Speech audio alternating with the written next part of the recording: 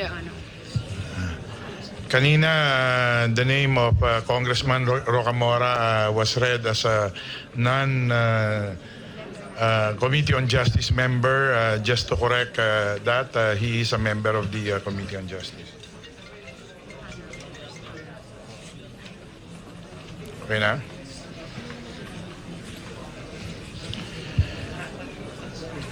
So, okay na? Meron pa? Sir, okay na po.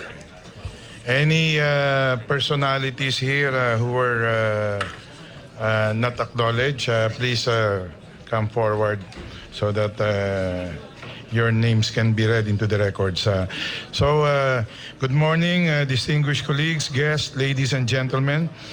Welcome to the third hearing of the Committee on Justice on House Resolution number 105. First, let me thank all the members of the committee for actively participating and conducting themselves in an orderly manner throughout the proceedings. Let us continue to observe mutual respect to each other and to the resource persons and witnesses we have invited today in our search for truth to aid us in our legislative work. I am very grateful for everyone's cooperation in ensuring that this inquiry will be conducted in the most respectable manner. Please bear with us as we all together again endure the long, grueling hours because I understand there will be about 5 or 6 witnesses to be presented today. And so we expect long, grueling hours in search for truth and genuine justice for all. Let me also take the opportunity and acknowledge the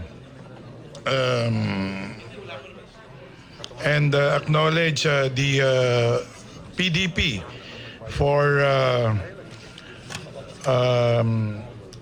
heeding to the call for and upholding the high sense of decency and dignity, in that there was even a party decision no longer to pursue the video, the showing of the video, which I understand from the Department of Justice, they are also not intending to pursue it. Is that correct? That's correct, Mr. Chairman. So I also thank Department of Justice so that we can really focus on the real objective of this House inquiry, which is to really find out the truth to aid us in our legislative work. So today I would just like to know if ready na ba yung ano? Yung... Sige na.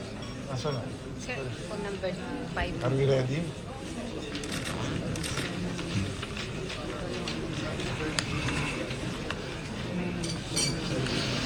So, you know, as depicted by the Philippine Daily Inquirer in its editorial entitled 3 Moments in the House last September 23, you know, I'm really very flattered that the editorial board of Inquirer described me as being fair and objective in chairing the most anticipated hearing in the House. As in fact, even Senator Delima herself, in one of her interviews, described me as seemingly fair, no? So maraming salamat po. Kanya lang, reading through the editorial made me feel sad because that was probably the only thing positive said in that editorial, 3 moments in the House of Representatives. While I respect the views of the editorial board, I wish, however, to take exception to its conclusion and instead explain why I felt and I thought that this legislative inquiry ought to be considered as 3 shining moments in the House. First, allowing Secretary Aguirre to ask direct questions did not necessarily mean the committee had yielded to a non-member and lost its objectivity and fairness in the conduct of this inquiry. The manner of presentation conducted by Secretary Aguirre, as I already pointed out, is not unprecedented in congressional inquiries. No less than Senator Delima herself, when she was the Secretary of Justice then, used the same method of presenting witnesses during the Senate inquiry in the PDAF Napoles scam. Back then, Senator Drilon asked then Secretary Delima to conduct the direct examination of witness Benhar Lui, as shown in the video clip to my right. As we have seen, the method was adopted so that the presentation of the witness and his testimony would be done in an orderly manner. In the same vein, and especially considering the sheer number of members of our committee and other members of House who wished to ask questions, we allowed Secretary Aguirre to present his witness to direct examination during the first hearing. Questions were then asked after all the members have heard the testimonies of the witnesses. This method proved to be very effective, although they seem to be very time-consuming. But during the second hearing, we simply allowed the witness to read into the records their affidavits one by one, and thereafter we allowed questions from members of the committee. So, kumbaga sa trial po, ay yung ginawa po ni ni Secretary Aguirre was part of the direct examination, yung interpellation ay parang cross-examination, lahat po ginawa po ng mga miyembro ng House of Representatives. So wala po kaming sinurrender na kahit ano sa to a non-member. I would like to emphasize that it was Secretary of Justice who managed the presentation of the witnesses' testimonies, because we are investigating the DOJ, the branch of government that has direct control and supervision over the Bureau of Corrections and the New Bilibid prison. We are conducting this inquiry to determine the root cause of the problems of our national penitentiary. The witnesses that were presented were not witnesses of the committee only, but they were witnesses who approached the Secretary of Justice willing to divulge information in order to assist us in our inquiry. Thus, we cannot simply ask questions to the witness without them telling us what they know. Kung ganun ang ginawa natin, sa pag-upo pa lang ng testigo ay sunod-sunod na tanong agad mula sa miyembro natin, palagay ko magulo ang ating proceeding. Just like siguro in the Senate, it was even the chair himself who was asking, sino ba nagpe-present ng witness na to? Di ba? Kanya medyo hindi po magkaintindihan sila doon, pero dito po ay malinaw po tayo yung kung ano pong ginawa natin. No? So, we did not yield to the Secretary. We allowed him under our rules to present witnesses, and I hope that yung ginawa po natin, ang pinaka-importante po ay we conducted our hearing in a very orderly fashion, and what is more important is that malinaw po sa aming miyembro kung ano po ang salaysay ng bawat isang witness, at hindi pa po nagtapos doon, malinaw po sa taong bayan na nanonood ngayon kung ano po ang storya ng bawat isa. That is what we achieve in what I call the first shining moment of the House of Representatives. Yung pangalawa naman po, sabi po ng inquirer, scripted daw. As if making us appear na we are part of the script. I would like to take exception to that, and sabi ko nga, nakita nyo naman yung demeanor ng mga witnesses. Kung sila ay over-eager, eager-beaver, or kung ano man ang tawagin natin, hindi po namin kontrolado yon. Sila po ang nagsasalita, pero we have observed them, and we will continuously observe them. Hindi pa po kami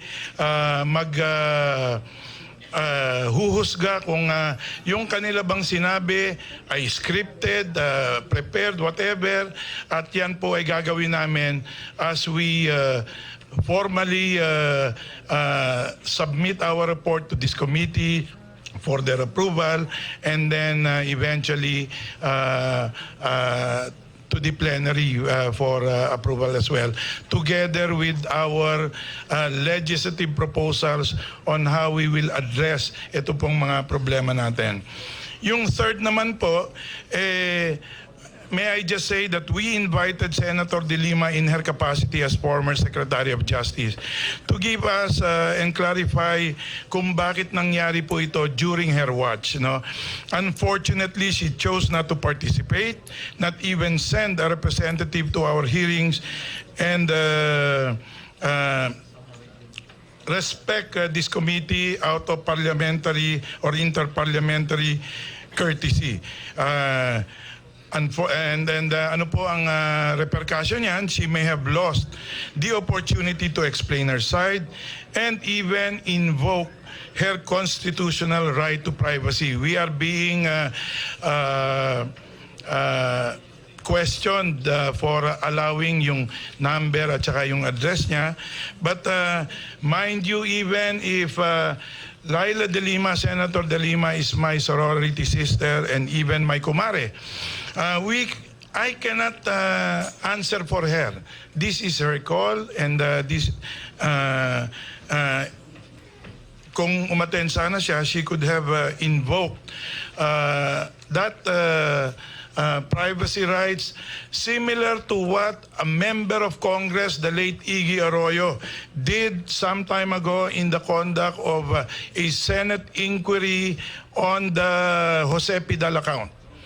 At that particular point in time, out of courtesy and respect to the Senate as a co-equal chamber, nagpunta po roon ang aming House member, si the late Iggy Arroyo, and timely invoked his right, that his right is being violated, his privacy rights rather, is being violated, and he was sustained by Senate. Ano? So I hope again this will be again another shining moment in the House of Representatives, di ba?